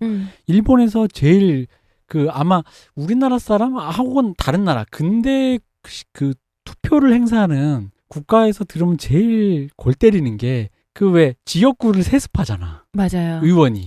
음. 그 사실 우리나라에서 노회찬 의원이 저번에 안 됐을 때 부인께서 그 한번 하셨다가 그것 가지고 세습인데 뭐네 막 이런 거 난리 났었단 말이야. 그러니까 거기는 그런 논쟁이 왜 있는지 몰라. 당연히 아버지가 했으면 아버지. 아들이 이어받는 거지. 그러니까 굉장히 어떤 그 귀족이라든가 그리고 밀실 정치라든가 이런 것이 기본적인 우리는 나쁜 의미로 쓰는데 네. 기본적으로 이쪽은 디폴트로 사용되기 때문에 기본값으로. 우리한테는 되게 당황스러운. 그러니까 당황스럽지. 우리가 굉장히 서구화가 된 나라더라고. 너네도 민주주의 하고 있는데 왜? 자, 이런 겁니다. 조슈번 출신 인사들의 정부 요직 인사들의 권력의 근간은 육군이에요. 네. 육군의 자기 후배들이 총칼을 쥐고 있으니까 자기 권력이 있는 거거든요. 사스마본 출신은 해군이죠. 네. 이 파벌이 전혀 이 비유가 아니라 문자 그대로 하나회까지 이어지는 겁니다. 두둥. 박정희는 하나회의 존재를 아주 잘 알고 있었고요. 네. 후원했습니다. 두둥. 이 사람은 정말 유신 빠가 맞는 거죠. 정말 내부 구조까지 이 사람 유신을 따라했던 사람이라고. 저는 그래서 그런 의미로 우리 언젠가 한번 다뤄야겠지만 네. 김영삼 대통령에 대한 어떤 평가를 조금은 다시 한번 해야 된다. 그럼요. 그 부분만큼은. 그리고 솔직히 이 나라에 난 이때까지 살면서 왜 호랑이 굴에 들어가야 호랑이를 잡지라는 말에 네. 실제로 실천한 사람은 난 그 사람밖에 못 봤어. 그건 우리는 그럼요. 인정해야 됩니다. 맞아요. 진짜 그건 그 사람밖에 못 봤어. 보통 호랑이 굴에 들어가서 호랑이의 육신이 되죠. 호랑이 밥이 돼서. 아니 뭐 호랑이의 밥이 되던가 아니면 호랑이 넘버 2가 되던가. 그렇죠. 이게 뭐 어디 굴 앞에서 이렇게 연기 피우다가 잡아먹히거나 뭐 이런 식으로 가야 되는데. 이름이 뭐요? 뭐 이런 사람처럼. 그렇죠. 뭔가 들어가면 그렇게 되게 돼. 그러니까 원래 옛날 선비님들이 금묵자옥 이런 말 괜히 쓴 게 아니라고. 그럼요. 근처에 있으면 그 말이 맞아 보이고 그리고 또 나름 그쪽 사람은 그쪽 사람들 당위가 있어요. 다 본인들의 논리로 얘기하고 그럼요. 있는데. 당위가 있어요. 그러니까 거기서 우리 진짜 솔직히 말하면 나는 김영삼 대통령이 그때 한화에 안 없앴으면 우리 이번에 이렇게 했을 때 이번에 촛불시위 이렇게 했을 때 이거 이렇게 평화롭게 못해요. 진짜로. 그럼요. 지금도 지금 뭐 군인은 뭐하냐 이딴 저기 계엄령 선포하라는도 뭐 이걸 하고 있는 사람들이 있는 판에 그거 진짜 112를 신고해야 돼요. 그죠. 그분들. 자, 무력을 가진 총칼을 쥔 사람들이 구국의 결단으로 나라를 뒤집어서 어떤 것을 한다? 자체가 유신이에요. 그렇죠. 근데 박정희가 보기에는 이 양반이 보기에는 일본은 유신으로 저렇게 잘 살게 됐어. 나두가 된 거지. 이 사람도 그렇죠. 유신 지사문화, 그렇죠. 지사문화 속에서 이 사람도 잘하고 군생활 한 사람이거든. 군인이었으니까. 음. 그러니까 나의 뜻이 옳은 뜻이고 아까도 얘기했지만 이 뜻이 옳은지 안 옳은지는 본인은 몰라. 근데 본인은 옳다고 생각해 어쨌든. 근데 나의 뜻이 옳은 뜻이고 그럼 내가 나서서 사람들을 옳게 만들겠다라는 생각에서부터 출발하는 건데 일단 자기 생각 이 사람들의 문제가 뭐냐면요. 자기 생각 검증을 잘 안 해요. 기본적으로. 그러니까 협의의 문제가 아니라 자기 생각을 밀어붙여서 왜냐면 거기서 왜 검증을 안 하냐면 자기 생각을 검증하지 않고 자기 생각을 밀어붙여서 끝에 산화되는 거, 불타버리는 거를 로망으로 생각하거든. 벚꽃처럼 그러면- 지는 거, 그러면- 화르륵 폈다가 화르륵 지는 거. 그럼 역사가 나에게 경의를 표하겠지. 그렇지. 근데 알지만 난 만약 아름답게 기억하겠지. 잘못되면 말싸움을 해서라도 썰전 같은 데 나가서라도 그게 좀 모양 빠지더라도 해가지고 그럼 내가 진 것 같아. 이건 좀 아닌 것 같으면서 수정해가면서 더 나라를 잘 살게 해야 되는데 그럼 이 사람들에게 그것도 나라를 잘 살게 할 수 있을 길임에도 불구하고 그거는 자기 로망에 위배가 되잖아. 타협은 없는 거죠. 그러면 그럼 모양 빠지잖아 솔직히. 이 사람들 생각하기에 뭔가 뒷걸음질 치는 것 같고. 내가 예를 들어 새누리당 지지자인데 전원책 변호사가 대통령이 돼서 나를 네. 단두대 보내. 그럼 단두대 가는 게 지사야. 그렇지. 근데 단두대 안 가겠다 이거 아닌 거거든. 자, 이 사람이 유신을 얼만큼 음. 좋아했냐면 메이지 유신 단행되고 나서 일본이 국민교육 실시하면서 그 천황의 교육칙어라는 게 있습니다. 네. 요걸 그대로 구조를 베껴서 국민교육헌장 나오죠. 그죠. 그 다음에 그 일제 시기에 민주주의 탄압 음. 그 법안 통과해서 사이토 하지메 같은 사람들이 유신지사 민주주의자가 된 유신지사 죽이고 다닌 거 요거를 근간으로 토시만 바꿔서 국가보안법 나옵니다. 국보법. 다 유신해서 그 다음에 아침마다 그 전국민 체조하고 시작하는 거 있죠. 다 이런 식으로 나온 겁니다. 다 나왔어. 국기에 대한 경례 같은 거. 다 나왔어. 정말 놀라울 정도로 그 구조가 유사합니다. 그 저희는 사실 뭐 나중에 다시 한번 우리가 유신을 이 이후에 이제 얘기가 본론이기 때문에 사실 네. 프롤로그인데 네. 프리퀄 같은 건데 지금 이번 주 방송은 프롤로그입니다. 그죠. 네. 프롤로그 같은 건데 저희가 사실 뭐 박정희 대통령이 친일파입니다. 뭐 저기 뭐 그 뭐야 박정희 대통령 일본 이름 뭐죠? 다카키 마사오. 다카키 마사오입니다. 아닙니다. 다카키 마사오 더한 이름 그 이름 뭐죠? 뭐 또 있어요? 뭐 오카모토 미노루. 오카모토 미노루입니다. 그런 것도 있어요? 네. 뭐 그건 낭설이라고 하는데. 네. 근데 이제 그런 식으로 사람을 어떤 그 얘기하고자 하는 게 아니고요. 얘기하자는 아니에요. 그런 식으로 치면 저기 뭐야 저기 내가 전에도 얘기했다. 네, 김대중 우리- 대통령도 네. 그런 식으로 돼요. 그러니까 그 얘기가 아니라 그 사람이 친일파라서 나쁘다 얘기가 아니라 제가 말씀드리고 싶은 건 우리가 얘기하고 싶은 거는 이 정신세계 있잖아. 근대 국가. 아니 그러니까 독재자 미워하세요. 저도 박정희 싫어요. 그런데 그 너무 당연한 얘기잖아. 아까도 얘기했지만 그 사람 우리가 이 잘못했다는 사람을 게. 이해하고자 하는 거예요. 그렇지. 이 사람의 정신세계가 어디서 왔고 심지어는 이 정신세계에 얼마나 많은 한국인들이 동의했고 그 동의하다 지금도 동의하고 있고. 지금도 수많은 사람들이 거기에 그럼 이 정신세계가 도대체 뭐길래 그리고 음. 애초에 어디서부터 시작되는지 요 얘기를 하려는 거지. 박정희가 나쁜 사람이다라는 그런 류의 저는 솔직히 이렇게 얘기해. 그 진보 진영의 포르노를 재확인시키려고 이걸 하는 건 아니에요. 도요토미 히데요시까지 끌어들여서 얘기하는 건 아니에요. 아니에요. 네. 그건 아닙니다. 자, 그러니까 한 말 계속하면 짜증나잖아. 네. 아니 박정희 나쁜 거 누가 몰라요? 아니 누가 모르네요. 근데 너무 당연한 걸 힘주어 말하는 걸 포르노라고 하죠. 그렇죠. 자, 남자와 여자가 동침을 하면 당연히 섹스를 하죠. 아닌데요. 아닐 수도 있지만 그러면은 예를 들어서 섹스를 했다 그래. 그럼 섹스하는 장면을 굳이 포커스를 맞춰서 보여주면 포르노가 되죠. 아니, 그러니까 우리 그럴 필요가 없다는 거지. 자극적인 것만 전시한 포르노가 되는데, 그러니까 예를 들어 그런 거지. 사람이란 게 양면성이 있고 어떤 좋은 뜻이고 나쁜 뜻이고 뭔가 양쪽인 게 다 있었을 거라고. 박정희 대통령이 예를 들어 악의로 가득 차서 악의에 불탄 네, 악의 다크나이트 화신이다. 악의 화신에서 이 세계를 그냥 악의 구렁텅이로 그냥 밀어넣어버리겠어? 이런 사람은 아니라는 거지. 지금 뭔가 자기 딴에는 잘해보려고 했던 것도 있을 것이고 또 나쁘게 생각했던 거 여러 가지 있을 건데 우리가 그런 류의 것들을 다 삭제하고 나쁜 것 자극적인 것 뭐 유신 뭐 저기 뭐야 뭐 계엄령 친일파 친일 행적 뭐 이런 것만 끌어내면 그게 포르노라고. 그럼 이 사람은 되게 단면적인 사람인 거야. 악을 위해 이익을 위해 달려온 사람인 거야. 그걸 위해 태어난 사람이죠. 그러니까 그치. 여러분 악도 여러 가지 맥락이 있고 여러 가지 차원이 있는데 왜 박정희 악 오케이 왜 그런 형태의 악이었냐는 거지. 그리고 왜 그거를 보자는 거지. 그 악이 얼마나 매혹적이면 사람들에게 그렇게 아직까지도 그게 납득하는 사람들이 있냐는 거지. 우리 그 얘기를 해야 된다는 거죠. 그렇죠. 이 유신의 뽕띠에 대해서 그죠. 자 유신의 원조가 이렇게 탄생을 했고요. 이 모든 게 박정희를 통해서 우리에게 더 고약한 방식으로 이식되는 과정까지를 다음에 할 건데 다음 얘기는 이런 겁니다. 일본 제국이 어떠한 과정에 의해 몰락하는지를 다뤄요. 다음에 뭐 다음 주에 저희가 바로 하게 될지 아니면 텀을 두고 하게 될지 모르겠는데 다루고요. 일본이 열강이 되기 위해 얼마나 위험한 도박을 벌였으며 어떻게 국민들을 세뇌하고 짜냈는지 그 이야기를 하게 될 것 같습니다. 그리고 박정희가 어떻게 일본을 모방했는지도 사이사이.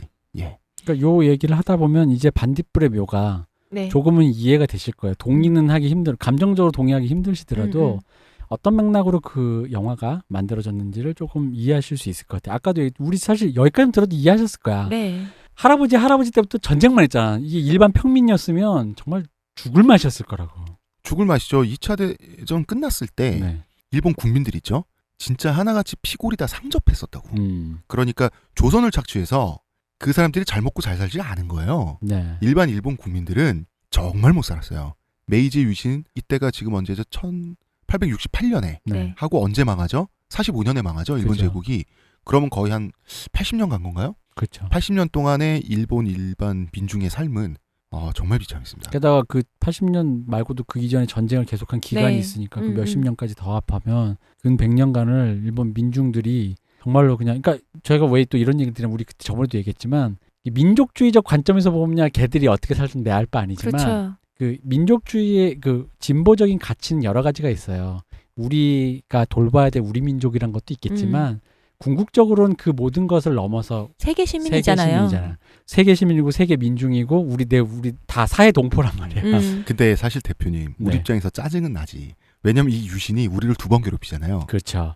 세 번이지. 자, 한 번은 식민지 조선의 형태로 우리를 괴롭히고 그치. 2번은 박정희의 형태로 우리를 괴롭혔고 3번째는 지금 지금까지 오고 있고 지금까지 뭐 망령의 형태로 게다가 넘어서. 최근에 뭐 알자회인가 뭐 무슨 또 군대 뭐 조직이 하나 더 있다면서요. 예. 그래요? 몰라요. 네, 뭐 그래서 그 얘기 들으면서 네, 뭐 하나회 뭐 비스무리한 비스무리한. 네네. 그래서 뭐 이게 쉽게 꺼지지가 않는 네. 그 무엇이구나라는 생각에 사실 이거를 이제 이 얘기를 하게 된 건데 결국 우리가 나가야 될 거는 세계 시민이고 우린 사실 알잖아. 우리 다 의리잖아. 우리 다 쥐어짜인단 의리 뭐야, 말이야. 병정이요.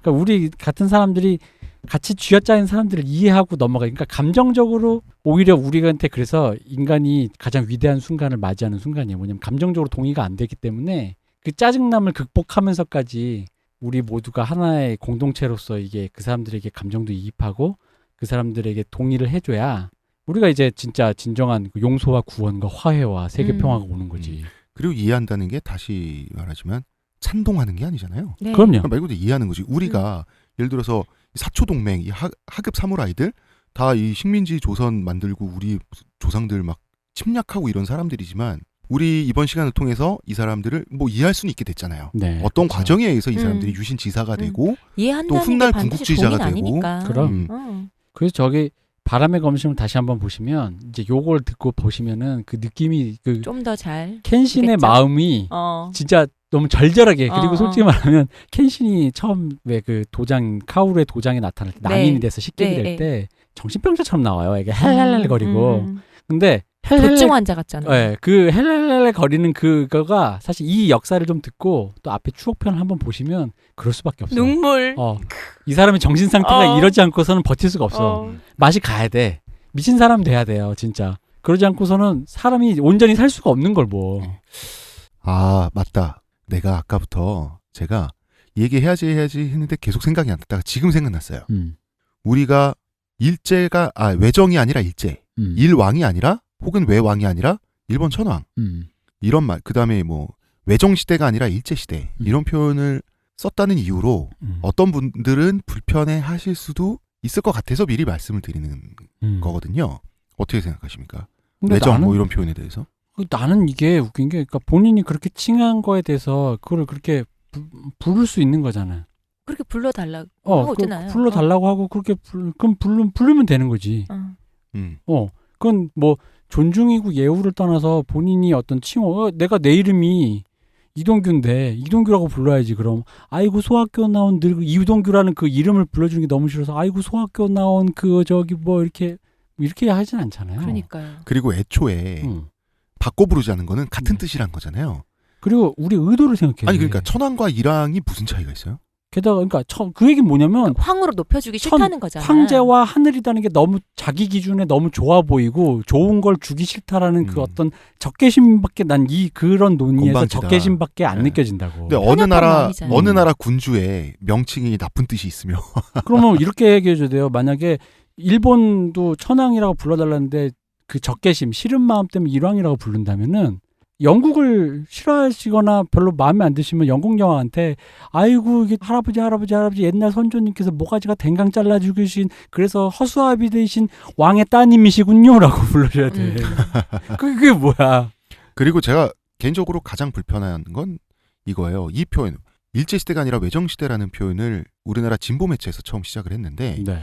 너무 진보적인 게 아니에요. 자, 일제라는 말 자체가 좋은 뜻이 아니에요. 그죠. 일본 제국주의 시대라는 뜻이잖아요. 제국주의라는 거를 진보 매체에서 당연히 제국주의 이코로 나쁜 뜻이어야 되는 거 아닌가요? 그런데 일제는 뜻이 좋아 보이기 때문에 외정으로 격하야 되겠다. 그 적개심이 거기도 있어. 나는 그게 좀 이해가 안 간다는 거지. 왜냐면 제국이라는 말에 알잖아. 수많은 그 동인지에서 미화되는 그 제국의 그 짜잔 그 거대함. 있거든. 그거를 자기도 모르게 난 진짜로 솔직히 그렇게 생각해. 자기도 모르게 제국의 그 찬란함에 대한 미화가 자기 안에 있기 때문에 본능적으로 거부감이 드는 거예요. 제국이 나쁘다고 생각하면 그냥 일제 쓰면 돼요. 근데 아마도 그 왜 그 환빠라든가 네. 고조선이라든가 고구려 저기 만주 우리 땅 이런 느낌으로 제국은 찬란하게 외국으로 뻗어나가는 그런 생각하는 사람 많잖아. 아니고, 제국은 그렇게 실제, 생각하니까요. 실제 로마 제국이라고 할 때 로마 제국을 칭할 때 제국의 나쁜 뜻은 없죠. 그죠. 그러나 적어도 일본 제국의 영향력이라고 하는 건 20세기인데 20세기에 있었던 제국을 그렇죠? 그죠. 그걸 좋은 뜻으로 쓰는 나라가 있나요? 현재 21세기? 없고 로마 제국마저도 그러니까 제국주의라는 것 자체가 기본적으로 이제는 21세기에서 그 지양해야 되는 가치인데 제국을 쓰는 순간 이미 나쁜 거예요. 근데 그리고- 그거를 무슨 제국이 그러니까 이런 사람들 내 장담하는데 태양의 후예 보면서 자유행위했을 거라고. 아니 그리고 음, 뭐 외정으로 낮추자. 뭐 일왕이라고 불러라 라고 하는 것 자체가 민족주의잖아요. 이거는 그렇죠. 우리 민족이 저 민족이 싫으니 우리 민족주의를 하는데 진보적인 가치가 민족주의인가요? 이게 그러니까 이제는- 배치돼야 되는 거 아닌가? 그러니까 아까도 같이 갈 수 없는 가치 아닌가요? 이거? 그러니까 그리고 그게 봐봐. 어느 정도는 그 있어야지, 근대까지는 당연히. 한계가 그러니까 근대까지 통용되는 가치였지. 근데 이제 우리 안에서 이제 슬슬 충돌되기 시작했다고요. 명칭을 한 등급씩 격화시켜야만 되겠다라는 게 이게 흥선대원군의 사고방식이잖아. 그러니까 흥선대원군이 아까 야 무슨 천황이야. 야 근데 되게 솔직히 외교라는 게 무례잖아. 무례죠. 그럼 만약에 소련 너네가 무슨 나라야 이거잖아. 그리고 이게 알지 김일성 주석 뭐 사망 이런 거 할 때 그 왜 주석이란 표현 주석이라고 썼다고. 근데 이거 누가 했어? 여러분 제일 싫어하는 조선일보가 하는 말이라고. 왜 주석이라고 그래? 그럼 뭐라 그래? 아이고 머리 뒤에 홍나션 김빨갱이님 돌아가셨네라고 해야 돼?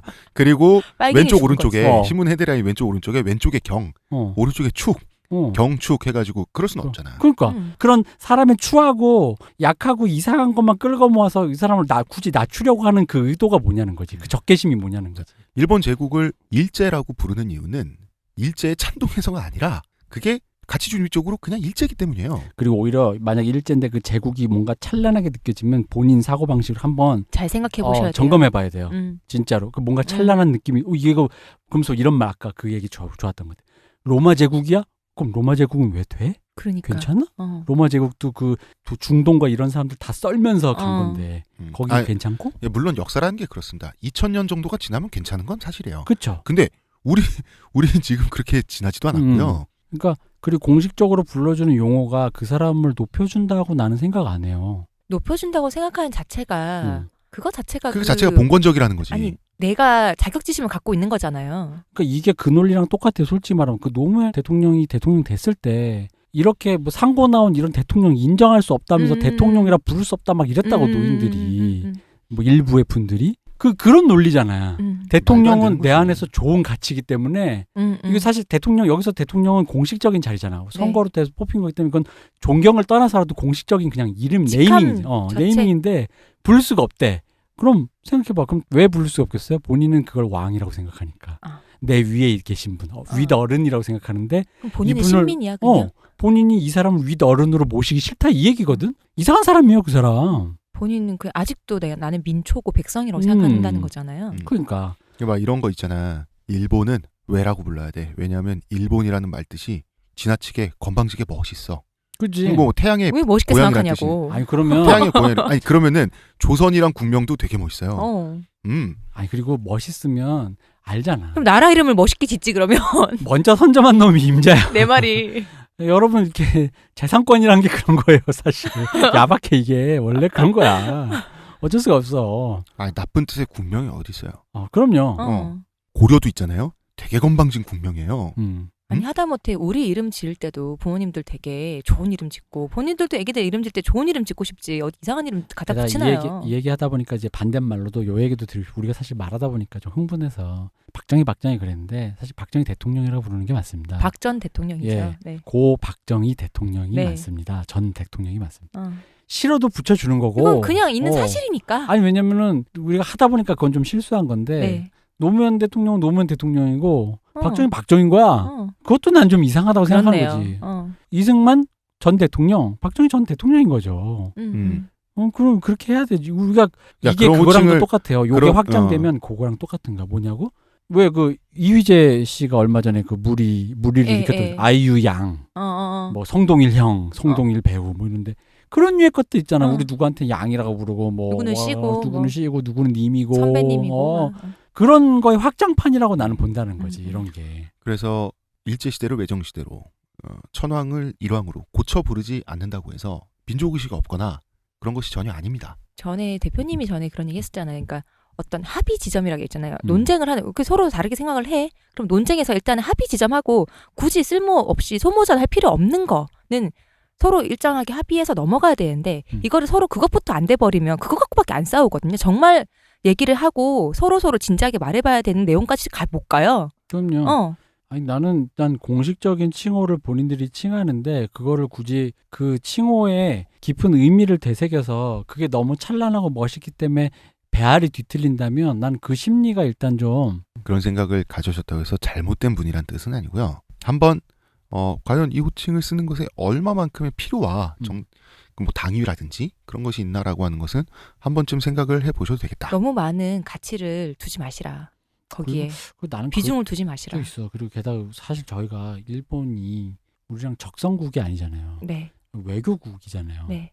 그러다 보면 그러니까 외교라는 건 전략 이게 너무나도 이게 속내까지 우리가 터놓고 우리는 한 봄이고 한 배야라고 그런 게 어딨어 세상에. 우리 안에도 그거 없어요. 우리끼리도. 근데 이득이 있으면 손을 잡는 것이고 없으면 등을 지는 거고 그 사이에서 어떤 전략적으로 줄을 타는 건데 그 사이에서 지켜야 될 선이라는 건 난 있다고 봐요. 기본 예의는 당연히 사람 간에 지켜야 할 것도 있지만 국가 간에는 당연히 있죠. 여러분 그거 안 그러면 베테랑처럼 뭐 검사나 이런 사람이 와서 죽도록 그냥 피자 때려도 할 말 없는 거예요 솔직히. 이게 그냥 사람에 대한 존중이나 기본적인 프로세스가 아예 지금 없는 거지. 근데 이제 이런 얘기는 어떤 분들한테는 불편할 수 있는 게 지금 또 하필 이제 아베 신조 총리, 그래서 일본이 우경화되고 있고, 그렇죠. 그런 부분은 당연히 불편하죠. 그러나 호칭 자체를 그렇게 부르는 것은 그 자체로 가치 중립적이다. 그렇죠. 거긴 그냥 아무것도 없다. 요 정도. 그리고 저는 이렇게 생각해요. 저도 이제 나이가 들어서 보수화가 돼서 그런지 모르겠지만 욕이나 이런 것이 그게 당장 사이다는 좋은데 정제되지 않은 언어로 뱉어지는 그 시원함이라는 것은 그냥 포르노일 뿐이다 라고 생각을 합니다. 정제된 언어로 비판하고 논리적으로 조리 있게 가야지 아베 신조의 뭐 어떤 정책이 마음에 안 들면 거기에 대한 그 당연하게 그 비판으로 들어가는 거지. 아베 신조 나빠 뭐 개 어쩌고 소 어쩌고 이래봤자 그게 들리겠어요? 아니 그리고 포르노가 잘못된 건 아니에요. 뭐 포르노 좋아요. 근데 그게 포르노라는 건 인정하자. 그지. 포르노가 아닌 것도 인정해야지. 사이다로 끝내자고. 이 얘기도 하고 싶어. 뭐 우리가 뭐 다음에 여유 있을 때 충분히 할 수 있는 얘기지만 박정희가 말이죠. 네. 박정희가 우리나라 민주주의를 완전히 압살했잖아. 민주주의를 압살해가지고 그 10월 유신을 했잖아요. 네. 그럴 때 민주주의에 대해서 대단히 분노했다 그래요. 그 민주주의 자체를 굉장히 열등하게 봤대요. 이 사람은. 이것도 메이지 유신 그 사람들의 태도와 비슷하고요. 그다음에 뭐 식민사관이니 뭐니 하는데 기본적으로 이 사람 그 박정희의 롤 모델은 바로 유신 지사들, 하급 무사들이에요. 바로 이 하급 사무라이들란 말이에요. 이 사람들은 기존에 원래 있었던 그 일본의 의사결정 시스템 그리고 서양에서 수입한 적어도 헌법상으로는 공표돼 있는 의사결정 시스템 이거를 다 무시하고 모든 걸 칼로 해결했잖아요. 실력 행사로 해결했잖아. 심지어 의견 충돌 메이지 유신 정부를 만들고 나서 생긴 의견 충돌도 전쟁으로 해결했잖아요. 박정희는 이 방식을 멋있고 확실하며 빠르고 신속하다고 느낀 거야. 빠르고 신속한 건 맞지. 신속한 건 맞죠. 사실 우리가 지금처럼 헌재 판결을 막 한 달 두 달 기다리는 게 아니라 당장 막 청와대 쳐들어가서 막 다 죽이고 도륙하고 막 해버리면 되지. 한나라당 청사 들어가서 빠르지. 근데 그럼요. 그게 그게 국가냐고. 박정희가 보기에는 일본은 그래서 성공했고 그치. 그것이 그랬겠죠. 바로 일본의 사무라이 정신이고 우리가 배워야 되고 그런데 우리가 나아가야 할 방법이라고. 우리나라 국민들은 아직 못 배운 것 같은데 나는 배웠거든. 지금도 게시판에 그런 만주 군관학교에서 쓰시는 분 많아요. 있습니다. 양쪽에서 다. 양쪽에서 다 어. 있어요. 자 그런 사고 방식이 바로 유신의 잔재다. 그렇죠. 네. 유신 잔재. 이 얘기는 또 하고 갑자기 싶었어요. 생각나네. 우리 지금 그런 얘기 진짜 많이 하지 않나요? 지금도 나이 많으신 분들 하지 않나요? 뭐? 조선 놈들은 맞아요. 정신 말 말 듣는다고. 그 말이 얼마나 그 말이 무슨 말인지 아세요? 유신 지사들이 일본스럽냐 이 말. 일본 국민한테 제국주의 시절에 하던 말이에요. 일본 놈들은 맞아야 된다. 근데 난 사실 그래. 국가라든가 정치라든가 이런 거는 진짜 이거 우물가에서 숭늉을 찾으면 안 돼. 맞아요. 근데 진짜 자꾸 그거 때문에 그러는 거예요. 연못고에서는 안 돼요. 물론 엄한 놈이 멍청한 놈이 우물가에다가 이상한 거 풀 수도 있어. 그래서 그 놈을 잡아 족치고 싶지. 근데 이제 그게 꼬마애가 모르고 풀었던 약간 동네 저기 뭐 동구밭에 미친 애가 풀었던 사정도 봐주고 이해도 해줘가면서 그럼 이제 우물가에 뭐가 풀었으니 그럼 어떻게 해야 돼? 방법을 찾아가면서 느리게 가야 되는 거지. 그게 시스템이지. 당장 우물가에 숭늉 찾고 있는데 누가 또 뭘 풀어서 저놈은 패야 되겠고 숭늉은 빨리 가져와 안 가져온다고 족치고 이러면 안 된다는 거지. 그러면 일단 겉틀은 잘 만들어지죠. 또 하면 그다음 만약에 그렇게 하면 당장 우물은 빨리 만들겠지. 근데 과연 그게 그런데 숭늉이 나오냐고. 그리고 좋냐고. 제가 다음에 이야기하겠지만 어쨌든 하면 된다라는 정신으로 젊은 부사들이 만나서 열정을 가지고 총검을 마구 휘두르다 보니 메이지 유신도 성공했고 러일 전쟁에서도 이겼고 청일 전쟁에서도 이겼고 조선도 먹고 미국과도 맞짱을 떴더라. 그러면 다도 성공하고. 그러면은 이것을 거꾸로 역순하면 혈기, 힘, 칼 이런 식으로 간단 말이에요. 도전. 그런데 이거는 역사를 잘못 보는 태도지. 자, 왜냐면요. 메이지 유신에 성공한 것도 천운이에요. 지나치게 운이 좋았다고 일본이. 그런데 청일 전쟁에서 이기는 과정, 러일 전쟁에서 이기는 과정도 우연히 겹쳐진 엄청난 천운으로 그렇게 된 거예요. 그러면 지금까지 다 그게 운이 좋아서 이제는 늙은 유신 지사들은 운이 좋아서 여기까지 온 건데 그런 방식으로 하면 세계까지 정복할 수 있을 거라고 생각하게 된 거예요. 네, 그래서 어쩔 수 없다고 봐요. 저는 운이 계속되면 실력인 것 같잖아요. 그렇지. 그렇게 되는 겁니다.